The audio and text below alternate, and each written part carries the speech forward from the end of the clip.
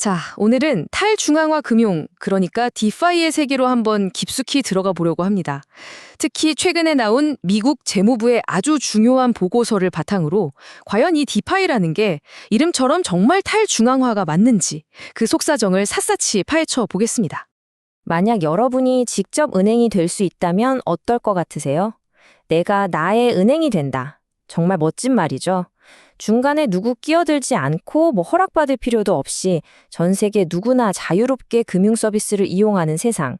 이게 바로 디파이가 우리에게 보여줬던 정말 혁명적인 미래의 모습이었습니다. 그럼 디파이가 정확히 뭐냐? 아주 간단하게 말하면요. 블록체인 위에서 스마트 계약이라고 불리는 자동화된 프로그램 코드로 돌아가는 금융 서비스예요. 이론적으로는 은행 같은 중앙 기관 없이 우리끼리 사람들끼리 직접 돈을 빌리고 투자하고 이런 모든 걸 할 수 있게 해준다는 거죠. 그런데 말이죠. 여기서 가장 근본적인 질문이 하나 나옵니다. 과연 디파이가 그 이름값을 하고 있을까요? 진짜로 탈중앙화가 맞을까요? 오늘 우리가 파헤쳐볼 이야기는 바로 이 질문에서 시작됩니다. 자, 그럼 이제 본격적으로 한번 들여다보죠. 미국 재무부가 디파이 업계가 그토록 외치는 탈중앙화라는 구호에 대해 아주 날카로운 현실적인 분석을 내놨거든요. 뭐랄까 그럴듯해 보였던 신화의 민낯을 제대로 보여준 셈이죠. 미국 재무부가 보고서에서 뭐라고 했냐면요. 정말 직설적입니다. 디파이 서비스는 많은 경우 사실보다는 이름만 탈중앙화되어 있다. 와, 이 정도면 거의 돌직구 수준이죠? 강력한 한방입니다. 아니, 왜 이렇게까지 판정적으로 말하는 걸까요? 그 이유를 살펴보면 고개가 끄덕여집니다. 사실은 곳곳에 숨겨진 중앙 통제 지점들이 있거든요. 예를 들어 관리자 키라는 게 있어서 이 키 하나만 있으면 서비스를 마음대로 바꾸거나 아예 멈춰버릴 수도 있어요. 또 중요한 의사결정을 하는 투표권, 즉 거버넌스도요, 소수의 고래들한테 집중되어 있는 경우가 허다합니다. 게다가 우리가 쓰는 그 앱이나 웹사이트 있잖아요. 그것도 결국은 특정 개별자들이 꽉 쥐고 있죠. 마지막으로 스마트 계약의 외부 정보를 끌어오는 오라클이라는 것도 조작될 수 있는 중앙화된 지점이라는 거고요. 자, 실제 데이터를 보면요. 이게 얼마나 심각한지 바로 알 수 있습니다. 우리가 흔히 탈중앙화 조직의 끝판왕이라고 부르는 DAO 있잖아요. 이 DAO들 중 상당수가요. 전체 참여자의 1%도 안 되는 사람들이 투표권의 90% 이상을 가지고 있대요. 이게 과연 우리가 생각했던 탈중앙화, 분산된 민주주의가 맞을까요? 근데 문제는요. 이 탈중앙화라는 신화가 그냥 말장난으로 끝나지 않는다는 거예요. 바로 이 허술한 구멍이 범죄자들한테는 그야말로 신나게 뛰어놀 수 있는 놀이터가 되어주고 있거든요. 불법 자금이 오가는 아주 좋은 통로가 된 거죠. 이 범죄자들의 자금 세탁 수법을 보면요. 아직 정해진 공식이 있어요. 첫째, 일단 디파이 서비스의 약한 고리를 찾아서 돈을 훔칩니다. 그 다음엔 탈중앙화 거래소, DX라고 하죠. 여기서 훔친 코인을 다른 걸로 잽싸게 바꿔요. 세 번째 단계는 흔적 지우기. 자금을 막 뒤섞어서 누가 누군지 모르게 하는 믹서를 돌리거나 아예 다른 블록체인으로 휙 넘어가 버리는 크로스체인 브릿지를 이용합니다. 그리고 마지막으로 감시가 허술한 거래소로 가서 싹 현금으로 바꾸고 사라지는 거죠. 완벽한 시나리오예요.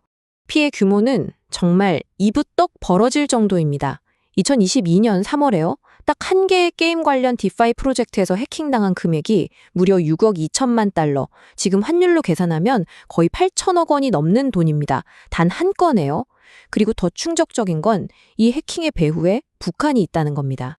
그리고 이 해커들 수법이요. 정말 날이 갈수록 교묘해져요. 그냥 아이디, 비밀번호 훔치는 수준이 아니에요. 아예 그 스마트 계약 코드에 허점을 직접 파고들고요. 아니면 눈 깜짝할 사이 돈을 빌렸다 갚으면서 시세를 조작해서 돈을 빼가는 플래시론 공격 같은 것도 있어요. 심지어 아예 처음부터 작정하고 사기치는 경우도 많죠. 투자금만 싹 걷어서 프로젝트고 뭐고 다 버리고 날라버리는 이른바 러그풀 말입니다. 자, 여기서부터는 문제가 더 심각해집니다.